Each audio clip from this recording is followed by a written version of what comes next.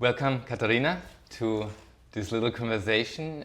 It's actually high summer and super early. We had this question, should we do it really early and be half asleep, or should we do it in the middle of the day and be melting? So we decided for the early morning. Exactly. Welcome to Gaia Shala, and essentially I invited you as a fellow yoga enthusiast. I met you last summer actually, when you were interested in the yoga teacher training here at Gaia Yoga, and since then essentially we have worked together during the TT, obviously, during normal classes, lately through the Mysore challenge of 2 weeks of full-on daily practice. We have. And also the breathing course. And so maybe let's start with last summer. Like, what inspired you to knock on our doors and be interested in the teacher training? That's a good and a complex question. I have returned to Croatia after living abroad for 5 years. And I've been thinking about yoga teacher training for a while, since I started practicing while I was still studying in the university. But there was no perfect timing until last autumn when I started here, because of work and all these different things and the formats of teacher trainings, when sometime you would have a training that lasts for example 2 weeks or a month, that is intense, which is not really appropriate for people who are working as well, right? So this format that lasted throughout the whole year, occasional weekends and so on, I like that a lot. And I came in here into Shala to check in on the vibe, on the energy, on the people and the practice itself and how I felt. And I came in for Mysore, I think, first Vinyasa and then Mysore, and I just decided that this is the place for me to do my TT. And where, I mean, apart from the schedule that it has to, of course, fit your life, and the place, the location, back to Zagreb, back to Croatia, what else made you feel like you want to do a teacher training? Firstly, I got attracted to yoga firstly from the standpoint of asanas. I think a lot of people do it that way, at least here on the West. Yeah. And so yes, firstly that I wanted to deepen my Vinyasa practice. That's how I started. Later I started more with Ashtanga, and actually my whole past year has been more Ashtanga focused by my choice, of course. I found interesting these Mysore morning classes. So it was that at the first instance, but also I like the whole spiritual side of it as well, and the part of becoming more conscious, which I started working aside of yoga on that. But what I learned to like later is that there are like-minded people here, and you don't feel alone in that, and you don't feel weird become more and more conscious about yourself, your behaviors, how you impact others, and so on.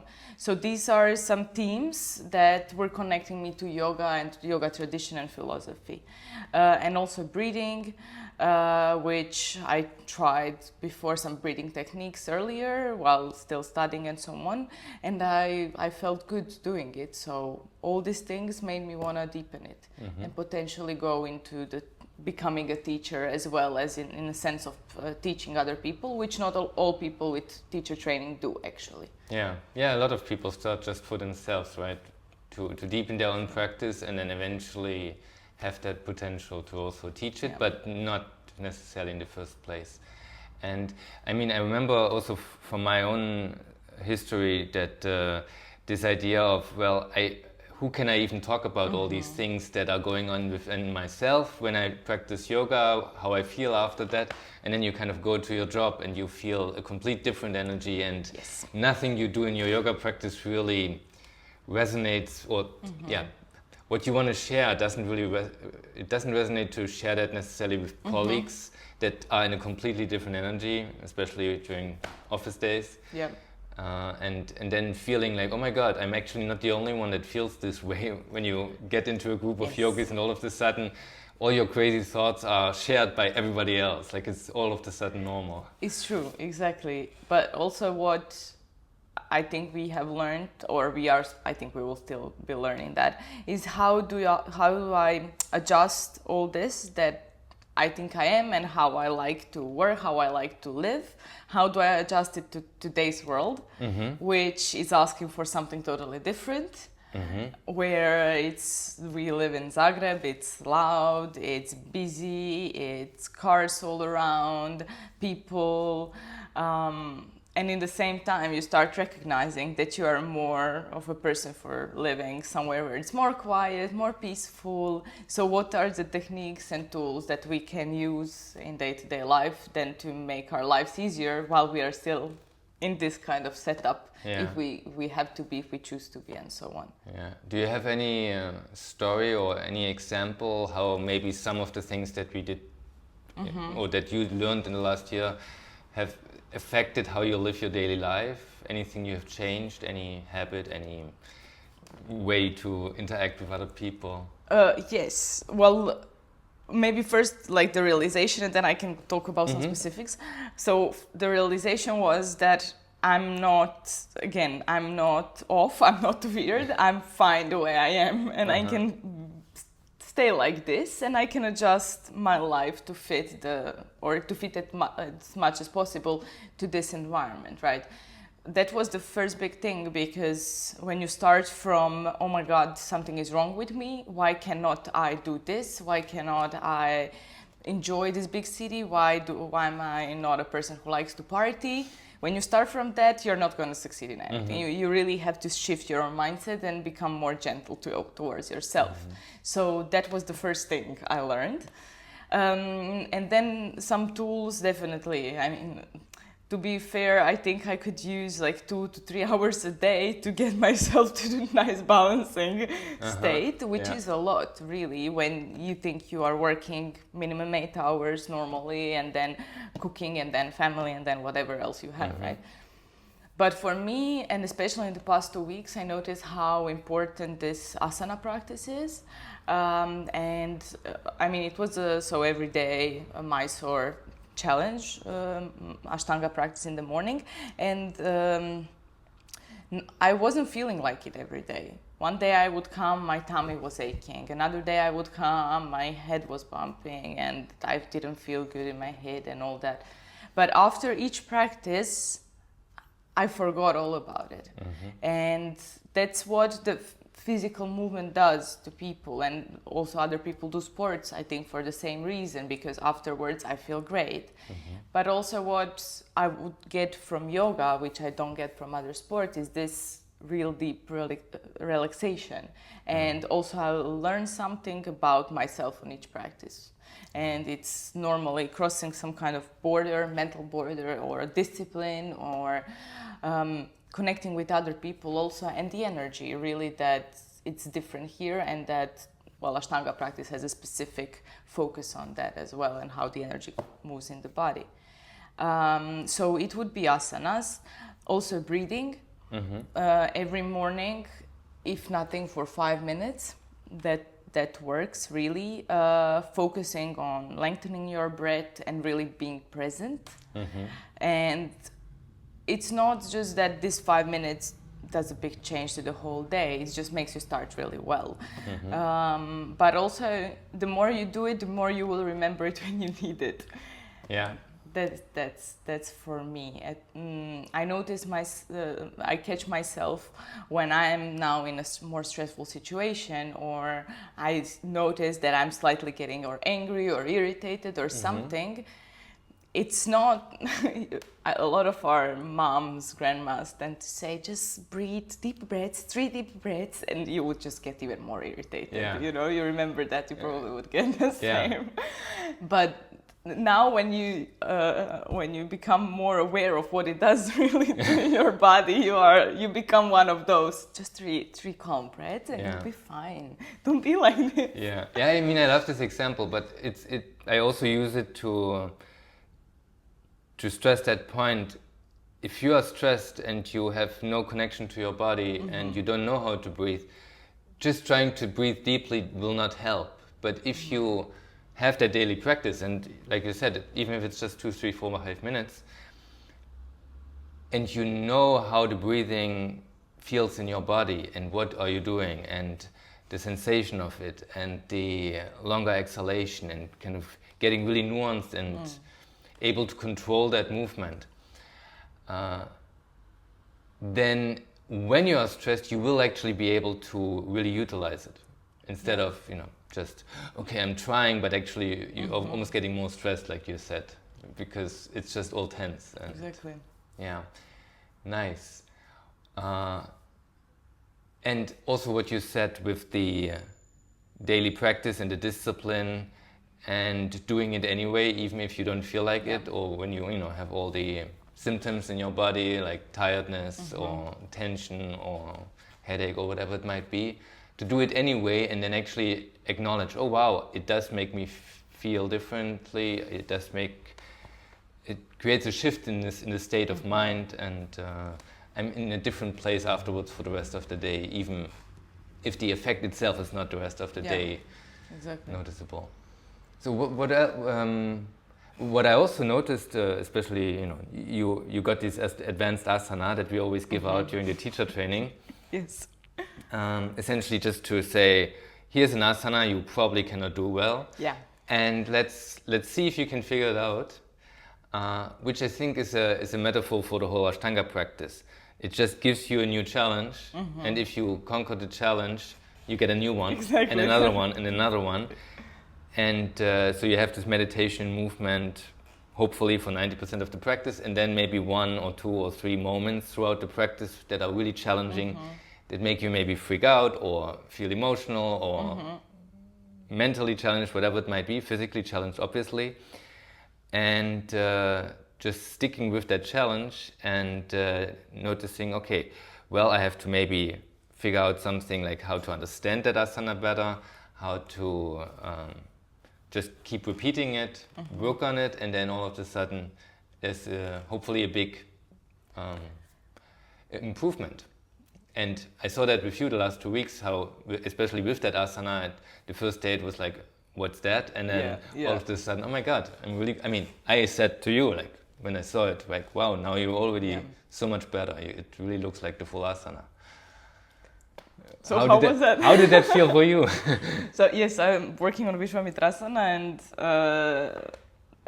it felt also, I couldn't believe, really, that with also some small clues, I could do almost the full asana. And I think that's also an important part, and that's why what I like to do is introduce, and that's the way to do it, like introducing new asanas in the practice with the teacher. But now thinking about the summer break and all this, I'm not confident in adding new asanas myself, because I understand that there are so many of those little things, just the way you put your hands or how you put them, how you rotate your feet, that can change everything, make you feel more stable, make you feel more grounded, gives you confidence that you can balance up and stuff like that. So that's exactly what happened in Vishwamitrasana for me. When I got those clues, I suddenly was able to put all my weight on that one hand to open up. And then I also started noticing some of my tendencies, like this tendency to round here, to constantly be in position like this. It also reflected in this asana.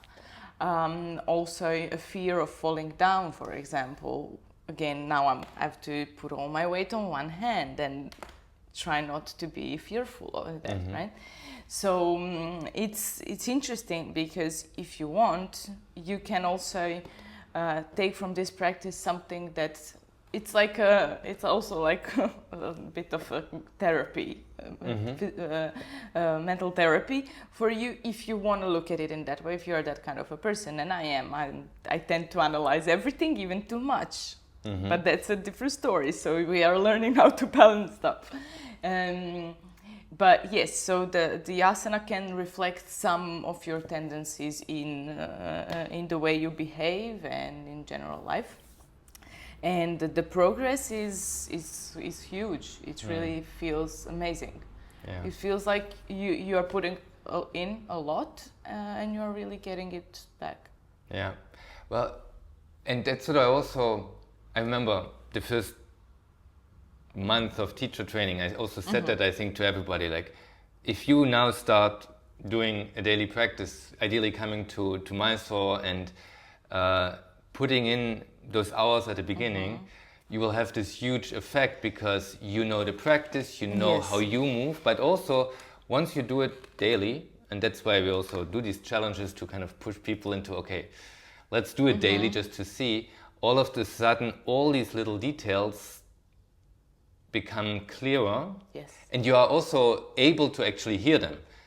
I mean, I could say those same things to someone who doesn't practice daily, or maybe practices once a week or so, but it wouldn't penetrate, it wouldn't go in. It's true, And I see that again and again when people actually start coming daily, that all of a sudden they ask the question, because they cannot do a certain thing, and now they can hear me when I say, okay, you know, slightly move your hands or whatever. It just doesn't work otherwise. And so it's nice to see it working it again and again. But you also talked about therapy. How would you say does that work? Like, in your understanding, for how you have experienced it? Well, the whole teacher training is really, so aside of asanas, right? We are also looking in yoga philosophy, yamas and niyamas, so the principles of how to live life and so on, how to treat yourself, how to treat others. And through that, we are all invited to reflect on our day-to-day and to share it with others. And with that, first you get all this group connection, which is amazing. It's also one of the highlights of the teacher training for me.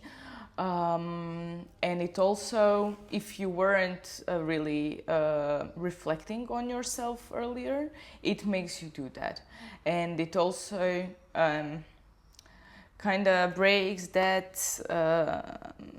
fear, maybe, or a blockage of sharing how you feel about certain things with other people.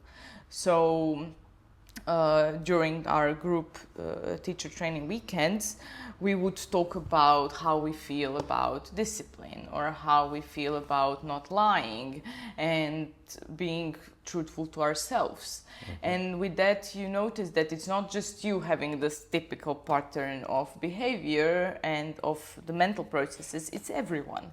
And then again, you realize you are not alone in all this, and you become more confident. And then the next time you do the same thing, you lie, you're trying to tell yourself something it isn't true, you start feeling that little something in yourself that is like telling you, no, now it's not true. It's not true. Don't try to say that to yourself. It's not true. And then you remember the other people, and you don't start sabotaging yourself. You don't start telling yourself, oh no, how could you do it? You know, you're just fine. Okay, I did it. Let me now reframe my thoughts, be honest, and I'm calm. So I started noticing that this guilt is slowly leaving me, thankfully. It's going away, and that feels really good. Oh, wonderful. Yeah.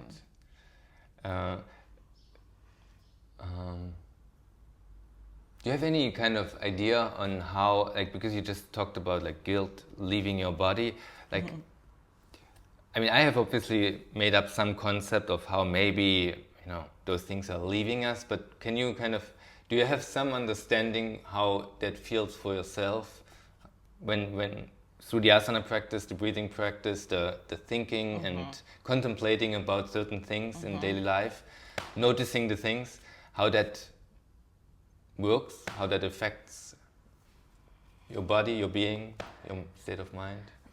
Well, definitely when I focus on breathing, and I mean, it's known that it calms your nervous system. So firstly, it gives your mind something to work on, or especially when we come to counting, or how long is the inhale, the exhale, and then I'm all in numbers. I'm all in 5, 10, 10, 20, and then your mind stops thinking about anything. And with all that, what I think happens is also that emotionally you stop being attached to a thought, which then you reframe your mind to move away from I cannot remember now the word that I wanted to say, but you stop your mind from constantly repeating the same, and your emotions to build up. So the anxiety that is coming from the stomach, which is is being repeated, it's getting higher and higher, regurgitating. It's getting higher and higher. No, you start breathing, you start counting the numbers, or in meditation maybe doing some mantra or something, depends on how you approach it, and then you drop off all these thoughts and all this anxiety that started going down, or it starts leaving the body, however you want to say it, and you're just staying in that state for as long as you are doing it. And then if you do it regularly, the next time it comes, first you will notice maybe that it's not true, that it's not going to do anything good to your body, so you might just leave it there and not even start with it. Or if you start with it, you will remember that you have a tool that you can use to just stop thinking in that way. And again, is that part with other things that we learn, and I did, is there is no time and there is no reason that would be that's credible to start sabotaging yourself. Whatever you did, probably you have to be here for yourself. So once you start becoming more gentle, then all these practices also will becoming more easily to you. Yeah, no, I really like what you said in the sense that essentially we have our thoughts that are constantly, like the mind is constantly saying something based on our beliefs and past experiences, etc. We have certain emotions that are continuously coming up, and they are very strongly connected, creating an experience that seems like it has to be this way. And then all of a sudden, when you separate the breathing and the sensations and the thoughts, all of a sudden you notice, okay, the thoughts are just the thoughts. They are not true as they are seeming when they come together with this whole experience, the feelings, emotions, etc. And then it's like, okay, the next time that thought comes without the feeling, it's actually just a thought, and it just can pass. Did I get that? Yes. Yeah. Exactly. Yeah. That's it. Seems very similar to me. Yeah, in my experience. So, yeah, wonderful practices. And was there any kind of big challenge during that time that you want to share? Obviously, you don't have to. Where you said, okay, this is not working for me. This is, or, whatever. The practice doesn't work for me. The teacher doesn't work. It's not for me. I'm gonna leave, or whatever. Anything like that. Yes, it happened, and I actually wanted to mention that, so it's good that you asked, because when I was talking it seemed like, oh, it was a perfect year, all butterflies and roses. As I was working in consulting, the job itself was really demanding, and there was a period at the beginning of the year when I really couldn't focus on anything besides work, and that was the moment when I started being a little insecure about the whole yoga story, about the whole teacher training and everything. And it's interesting because we started in about October, I think, and there was what you said, okay, let's start, it's Mysore if you can, it's really good to get a glimpse of everything. And I started for a month, I would say, and it felt really good because all that we were doing at teacher training I could apply, and I felt like I was learning by doing, and that's the way I prefer to learn, so it was perfect. I didn't have to think too much about the asana names, because when I do them and when I just read name twice, I will remember it because I'm practicing it and it somehow comes naturally. Yeah. But if you're looking at the sequence and just trying to remember by heart, it won't work. It at least doesn't for me. Yeah. So yes, I like that a quick start. And then it was late January, when I kind of was off a little bit of my yoga road. And it did not feel good at all because, as you mentioned at one point, the way that you feel, the way that you communicate, the energies of what we do here and how we feel. And then you go to the office, especially if you're working in a corporate sector, it feels different. Mm-hmm. And it was very hard for me to find a balance between both, that I could go to morning yoga and then go to work and feel good doing both. It was really hard to do that switch. While I was in yoga, or for example, now I'm fully in yoga and it's great. I feel amazing. But also when I was fully at work, I felt great too. Mm-hmm. Although I was in a totally different mindset, but it felt good. And then yoga just felt like it doesn't fit in that story. Mm-hmm. And timing-wise, I couldn't fit it. Mm-hmm. I felt like I couldn't fit it, let's put it that way rather. And then there were I think there were 3 yoga teacher training weekends, as we do once a month, that I had in this period of being super overwhelmed with work. And those weekends just felt like I came in, I was totally in a different mindset, thinking about totally different things. And there were these people, and I love spending time with them in this place, and I just felt like I didn't fit in. Mm-hmm. And I really thought it was that, and I was thinking, oh my God, how I'm gonna overcome this. And then we were having a conversation, as we often do at the beginning, like there's someone wants to share something, and I thought I will share this, although I didn't feel comfortable at first. And I did. I said that this is just overwhelming, and now I'm coming in. I haven't practiced for a month, and for me, I don't feel then that I belong here, because if I don't do it regularly, then what are we going to talk about even? And the amount of understanding from other people was really incredible. And that's something I will never forget, I think. Because there was no face that was saying, oh yeah, you shouldn't be here. I mean, obviously, right now that I think about it, it's obvious. But it really, how other people reacted, how everyone was super understanding, and then they started sharing the way that they went through some phases in their lives that were similar, or with something else occupying them, not necessarily work, but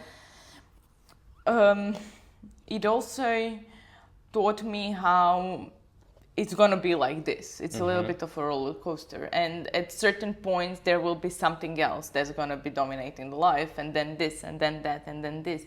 But it's fine, again, as long as you're not creating that toxic thoughts, or you're not listening and attaching to these toxic thoughts, but rather just, okay, you pass, it's fine, this cloud can leave me now, and I know that there will be time I will return to it. And it really happened. I returned to it 100%. Now I feel great doing it, but then again, I know my routine will probably change soon, and then I will have to try and find a new balance. Yeah.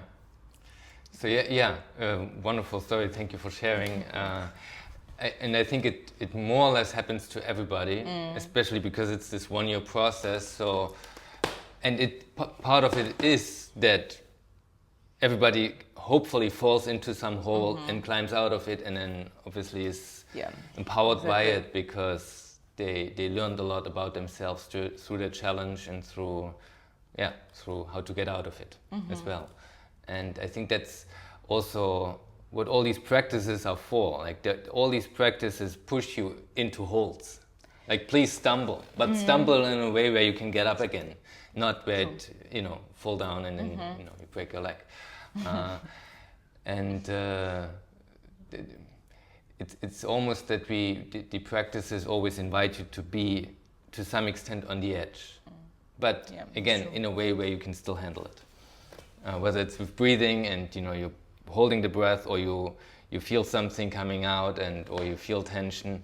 The physical practice, the asanas, where you are asked to do, I don't know, some weird balancing where you could fall on your nose, some deep back bends where you have to open your heart, area, and whatever it might be. Anything that freaks you out, we softly invite you to go there, right? Yes, exactly, but also in a supported way.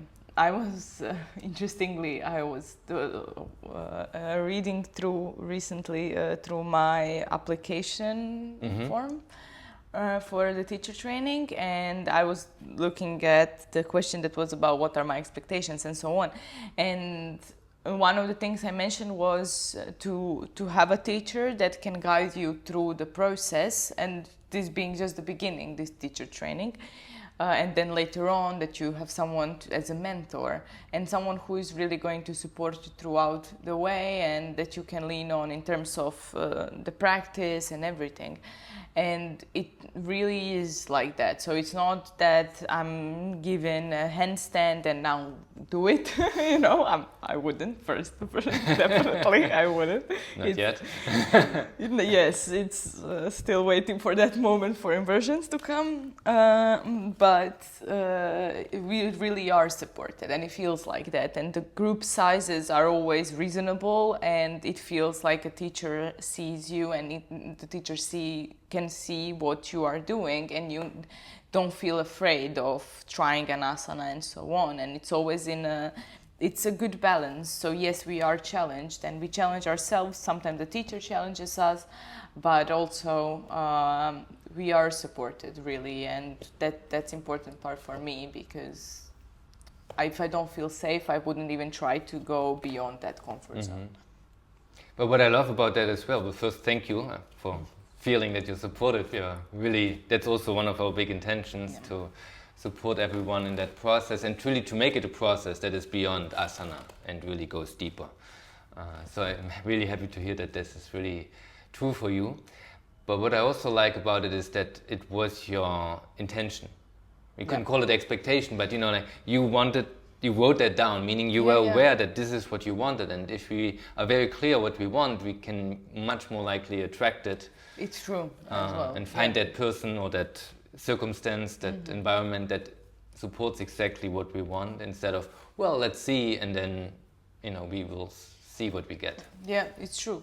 It's true, and I felt like that when I came for practice here before I even decided to join the teacher training. So that's always a good thing for people to do, I would say, of course, if they are not already practicing in Gaia Shala. Yeah. You also decided, apart from Mysore Challenge, of course, and the practice in general, plus the teacher training, to additionally enroll in the breathing course. What was the reason to say, okay, because we obviously cover some breathing also in the teacher training, but what made you go like, okay, this is something that I'm even more interested in and want to learn more, especially now that you're already doing all the other things? Yeah. Well, I do follow some, let's say, intuition, but also I'm interested, it will sound cringe, but I'm really interested in everything here, so whatever comes, I will consider it. Okay. I'm a good customer. But yes, so we do a lot of pranayama techniques, of course, and we practice every morning when we are on teacher training and all that. But I also wanted to look into some techniques, or how can I translate it into my daily life, because I cannot always do an hour or 30 minutes of breathing, and as I mentioned, sometimes I really need that breathing during the day, but I don't know how, or I didn't know how to, and when, and which technique to use. So really with the breathing course, I think we are getting really into that.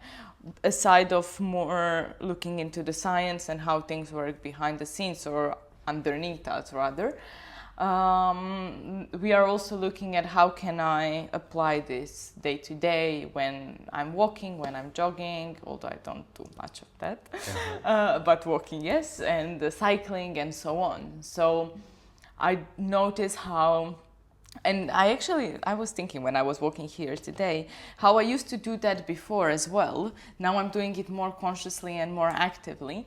But when I feel the physical stress on my body from the exercise, that I would focus on my breath and really trying to set up a rhythm. And now I understand how and why it's important and how it tracks all the systems in our bodies, or how it changes them and calms them down and so on. So that's the part of the breathing course I'm really taking with me. I think there are other aspects as well that maybe other people will be focused more on. But for me, it's this. And also what I wanted to get from it, and I definitely did, is becoming more aware of my breathing and what it means for me in different situations. How, for example, when I'm doing things on my laptop, I tend to stop breathing. Out of nowhere, I just stop breathing, and then I notice myself being like, and then I'm feeling great because I did, and this sigh, it makes you feel good.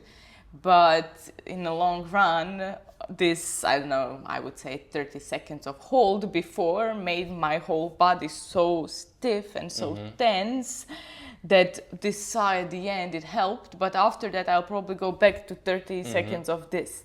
And I don't feel good doing that. And it's just one thing that I became aware of, and it would happen a lot of times during the day, because if you're doing the office job, you are spending a lot of time in front of your PC. So that is in short now what I can say. So essentially these chronic habits that are just slightly creating tension, slightly creating some effect that is not amazing. You become aware of those and change those little details, and all of a sudden you have a cumulative positive effect instead of a cumulative negative effect, which then maybe shows up in the evening as tiredness, tension, neck pain, whatever it might be. Yes, exactly. And it's, for example, that with breathing while working. But then again, if you wake up in the morning, if you just jump straight into the car and in a traffic jam, again, the chances are high that if you try to focus on your breathing, you will notice that it's, again, not stable. Again, there is something off with it, whether it's holding the breath, whether it's breathing very fast, or quick inhales, and so on. So there are a lot of micro habits that we do, and that will just lead to what you said in the evening. And I think that a lot of us are struggling with coming home from work and trying to shift instantaneously into feeling great. Now I'm going to spend time with my partner and my family, my cat, or whatever you have, or just with yourself at the end of the day. You want to feel calm and good, and you're ready for the things, to do the things that you like after work, right? And oftentimes you need an hour or two to just get back to yourself. And sometimes it means it's 8 p.m. and you want to have dinner and go to bed. So changing these little habits can help you also in doing this switch easier and quicker. Well, as we're coming towards the end, any thoughts or any other things that you want to share? I would say maybe in terms of the teacher training and who is it for, or why would you do it? I mean, if you have watched so far, you will probably feel like you want to do it, or at least you're interested. So I think that there are different reasons for people definitely joining, and I see it on our group and other people when I talk to them. There are a lot of people who want to deepen their practice, and they want to understand better what is behind this all and why is it this way and so on. So yes, that could be one thing. Another one could be you want to become a yoga teacher. You see a lot of people doing that now. Maybe it's popular on Instagram or similar. So that could be another. but also maybe you just feel like you should be here, and that's also fine. Be also open to the change on that way. During that part, because I think that it can change so much once you're really doing it. And I noticed that I went from, I'm open to potentially being a yoga teacher through my whole, when I was like, oh my God, I can barely be a student, all the way to now feeling really good when I teach and natural, and like I'm doing something that I was just made to do, and it's great. Of course, there is stress before, there is panic, but once it starts happening, it feels amazing. Some other people started differently. They felt like they just want to deepen their practice, but then they noticed that here they feel amazing and they want to maybe teach and spread that way of life or practice.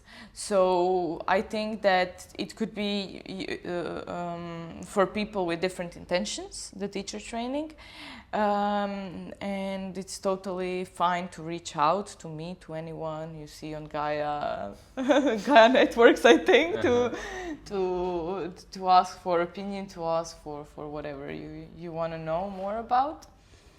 That's on the teacher training, yeah. Well, thank you for sharing that, and obviously we are very happy that you went through all this experience and came out empowered and with new perspectives on what you want to do and how you want to share your gifts. And I mean, if I connect that to my experience as well, it's very important to kind of be open for transformation in your life, to change, to grow. And the teacher training or any of these courses, even just coming to practice daily, will softly push you into this direction and open up new ways of looking at yourself and looking at the world around you. And then hopefully like from what you said, there will be challenge, there will be a kind of fall on your nose, and then you get up and get stronger through that, overcoming that challenge, and then ideally find that way to, in that sense of expressing more of your authentic self and feeling good with it and confident about it. Like, okay, this is me, and I'm sharing this fully now, and I might share it through yoga. I might share it through like using the tools, but through my old job or through the way I've been living so far, through parenthood, through whatever people might be doing where they are in their lives when they are coming to the teacher training or any of these courses. And I mean, what also motivates me in my work is that we all ideally move towards a more authentic expression of ourselves, trying to be the best version of ourselves in any moment, not afraid to fail, but still, just pursuing that fully. And I think that will make the world a better place if we all try to do that, and work on ourselves in that way. Whatever we end up doing then, whatever our authentic self tells us to do. It will be done more consciously and with more feeling of presence. And that's also something thought that I can connect to all this past year, that whatever was happening in a side of the teacher training, and to all of us, I think once we were here, we were present and we were taking that little essence of it, of that presence, and into other things we were doing, and that also feels really good. Yeah. Beautiful. Well, thank you so much for sharing your experience. Thank you for being here with us. And if you want to check out classes with Katarina, she will be teaching also here throughout the summer, but also around Zagreb at some point. You will start. Hopefully that will start soon around, and Gorski Kotar potentially. So nice. Let's see. Let's put the intention, and then it will come. Exactly. Wonderful. Try that. Thank you, Katarina. Thank you.